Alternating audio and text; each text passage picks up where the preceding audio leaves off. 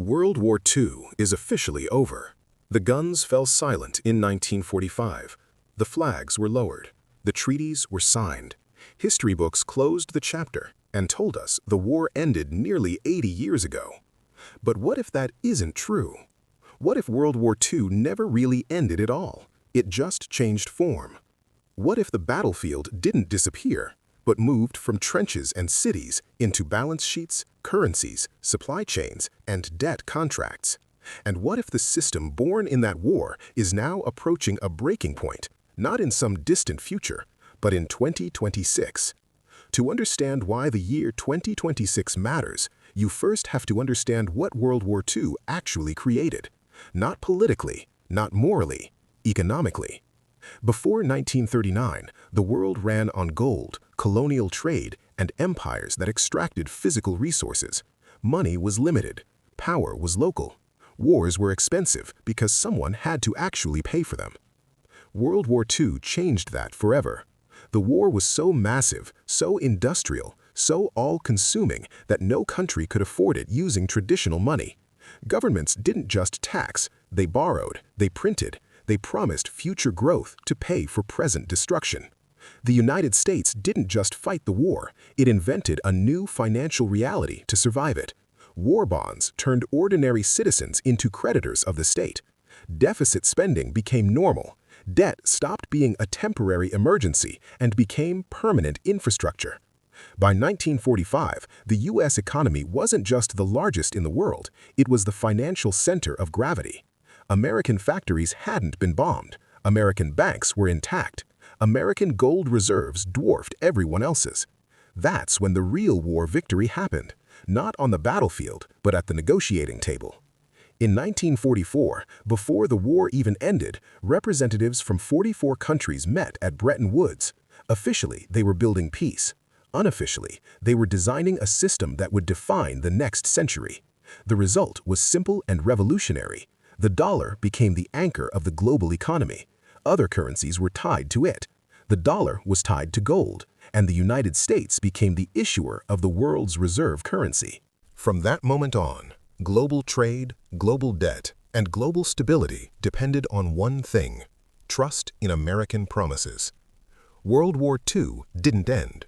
It crystallized into a financial order. Europe rebuilt using American credit. Japan rebuilt under American protection. International institutions like the IMF and World Bank emerged to manage reconstruction, stabilize currencies, and quietly enforce the new rules. This wasn't conquest by tanks, it was conquest by spreadsheets. And for decades, it worked. The system produced unprecedented growth. Living standards rose, trade exploded. Entire generations believed progress was automatic. But beneath the surface, something fundamental had changed. Money was no longer constrained by gold. Debt became the engine of growth. Governments learned they could spend now and deal with consequences later, as long as confidence remained. Then, in 1971, the final wartime rule quietly disappeared. The United States ended the gold standard. The dollar was no longer backed by metal, only by trust. The Bretton Woods system officially died, but its power structure survived. From that point on, the global economy ran entirely on promises. And promises compound. Every crisis since then has followed the same pattern: more debt, more liquidity, more emergency measures that never fully unwind. The oil shocks of the 1970s, the savings and loan crisis, the dot-com bubble, the 2008 financial collapse, the pandemic. Each time, the solution was the same: print, borrow, stabilize, move forward. The system born in World War II became too big to fail and too big to escape. Now, fast forward to today. Global debt is over $300 trillion.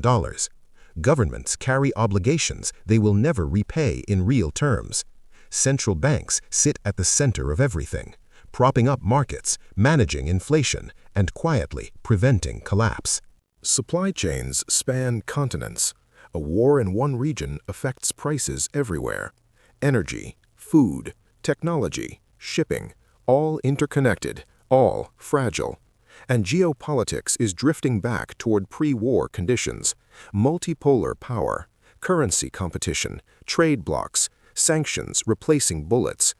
The world looks stable on the surface, but the foundation is under strain. So why 2026? Because that's when several long-term pressures converge. First, demographics. The post-war population boom is aging out. Pension systems designed in the 1950s are facing reality. Fewer workers are supporting more retirees, all within debt-based systems that assume constant growth. Second, debt servicing costs. For years, interest rates were near zero, masking the true cost of borrowing. Now rates are higher, and governments are discovering that interest alone consumes enormous portions of budgets. This is not a temporary problem, it's structural. Third, supply chain realignment. After decades of efficiency-first globalization, countries are reshoring, diversifying, and securing resources. That means higher costs, duplication, and friction, the opposite of the post-WWII efficiency model. Fourth, currency trust. Central banks are experimenting with digital currencies. Nations are reducing reliance on the dollar. Gold purchases are rising quietly. These aren't random events, they're hedges against systemic uncertainty. And finally, political fatigue. Democracies are struggling to promise prosperity when the system requires perpetual borrowing just to stand still. The social contract built after World War II is cracking under pressure. None of this means tanks will roll through capitals in 2026. It means something more subtle and more dangerous. The system itself begins to wobble. World War II created an economy built on debt, growth, and trust in institutions. That system delivered peace not because humans became better, but because the incentives aligned. Now those incentives are shifting. When growth slows, debt becomes heavier. When trust weakens, money tightens. When systems strain, politics radicalize. This is not theory, it's history repeating in a different language. In the 1930s, economic collapse came before global war. In the 2020s, the risk is inverted. A global economic system born from war may destabilize without a single shot fired. 2026 isn't a prediction of collapse, it's a pressure point. A year where promises written decades ago collide with reality. Where systems designed for a post-war boom face a post-boom world. Where the financial architecture of World War II is tested by a generation that no longer remembers why it was built. The war never ended. It transformed. It became an invisible conflict over credit, resources, currencies, and control. And like all systems born from crisis, it works until it doesn't. History doesn't repeat itself exactly, but it rhymes, and the echoes of World War II are louder now than most people realize.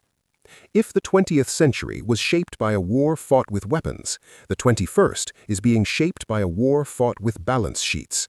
And as 2026 approaches, the question isn't whether the system will change, it's whether we'll recognize the moment, or only understand it afterward, the way history always does.